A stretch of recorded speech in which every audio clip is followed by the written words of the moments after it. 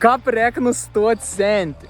Mes senstam, mūsų kūnas stovėto. Mes nenaudojam tos energijos, которую mes turėjom ir mes tiesiog irstam. O kaip to pakeist, kaip reikia nustoti senti, kaip reikia pradėti gyventi 200 metų, 300 metų. Pradėk sekti savo aistrą. Kas yra tavo aistra? Kažkas, kas tau ir smagiau kasdien daryti negu ką kitą. Sėdi, žiūri televizorių, o man ir smagu eiti pasivakščioti, aš išėjom pasivakščioti. Ko tu dara? Kaip tu būni to savo aistro, savo tam jauduliukį, tam jausmį, kur tau ir smagu kažką daryti labiau nei ką kitą.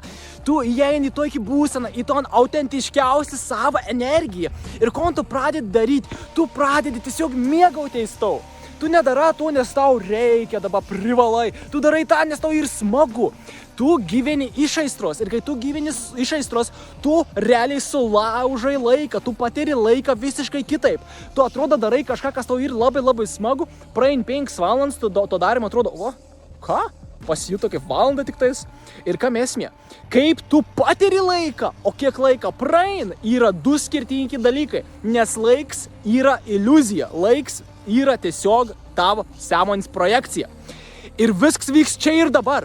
Tai jeigu tu užsiemi savo aistrą čia ir dabar, ir tu, tarkim, užsiemi tą aistrą 10 valandų, tau tik pasijunti kaip 2 valandas, tu iš ties pragyvenai tik 2 valandas ir pasenai tik 2 valandas. Kuo tu daugiau užsiimsi savo aistrą, tuo tu lėčiau sensi.